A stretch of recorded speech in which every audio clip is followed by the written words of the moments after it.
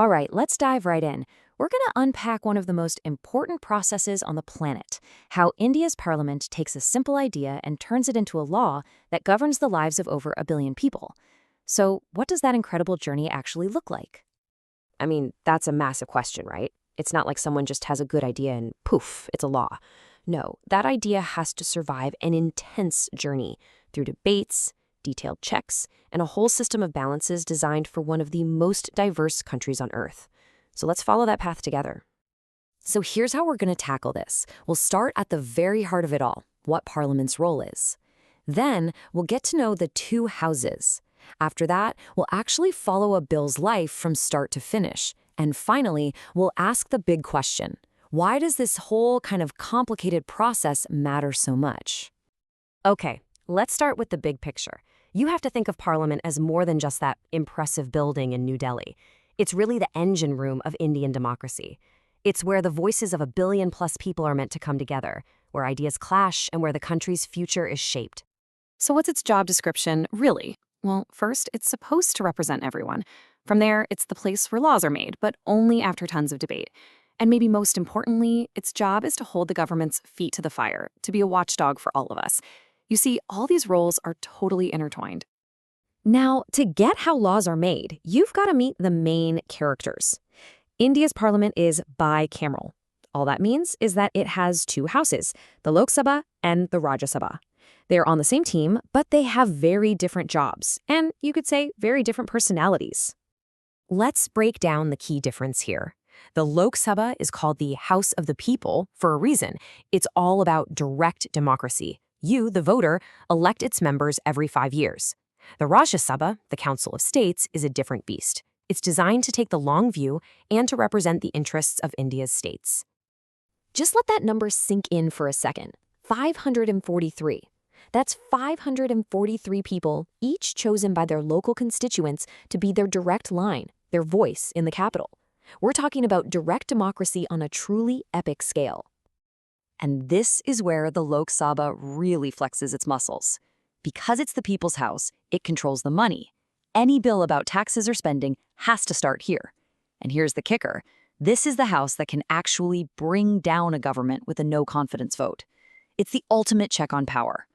Okay, now for the upper house. The Rajya Sabha's 245 members aren't focused on a single local area. Nope, their job is to represent their entire state's interests. This makes sure that the balance between the central government and the states is always part of the conversation. The Rajya Sabha is all about stability and taking a second look. People call it the House of Sober Second Thought. It takes bills that the Lok Sabha has passed and puts them under a microscope, often making them better. And because it never fully dissolves, it provides continuity. It's the guardian of states' rights. All right, so we've met the players. Now let's get into the action. Let's follow an idea, from a simple thought to an actual law of the land. And it all begins with something called a bill. So first, a ministry drafts the text. Then it's formally introduced in one of the houses. That's called the first reading. After a big picture debate on what the bill is trying to do, it goes to a really crucial stage, the committee. This is where a smaller group of MPs gets to go through it with a fine-tooth comb, away from the loud debates of the main chamber. Once the committee is done with its detailed review, the bill comes back to the main house, and now it has to face what is probably its toughest test yet, a meticulous line-by-line battle. This part is exactly what it sounds like. They go through it clause by clause, debating and voting on every single section. If the bill survives that marathon, it gets a third reading, one last debate, and a final vote on the whole thing. If it passes, great, but it's not over. Now it goes to the other house to do it all over again. So here's where the drama can happen. Imagine the Lok Sabha passes a bill, but the Rajya Sabha says, nope, we don't like it, or wants changes the Lok Sabha won't accept. Now you've got a stalemate, a legislative traffic jam. So what happens? Is the bill just dead? Well, not necessarily. The Constitution has a sort of tiebreaker button called a joint sitting. The president can call everyone from both houses into one giant room to vote on the bill together. And, just do the math. Since the Lok Sabha has more than twice as many members, it usually gets its way. It's a powerful tool for breaking a deadlock. Okay, so let's say our bill made it. It survived all the debates, the committees, the votes in both the Lok Sabha and the Rajya Sabha.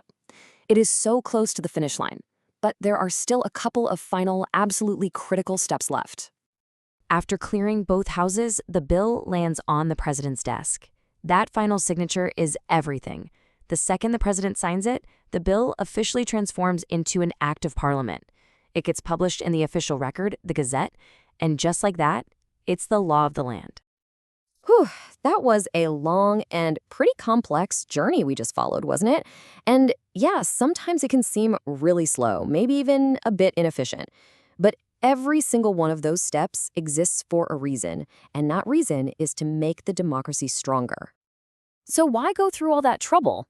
It's really a system of safeguards. All those stages are like filters, designed to catch flaws and make laws better. It prevents any one branch of government from getting too powerful, it forces people to debate and compromise, and it protects that critical balance between the national and state governments. And that really leaves us with one last big question to think about. This whole process is designed to be careful, to be deliberate. But in a world that changes so fast, is it a guarantee of smart, well-made laws? Or can it sometimes get in the way of the quick, decisive action we need? That tension, right there, is at the very heart of how a democracy works. It's definitely something to chew on.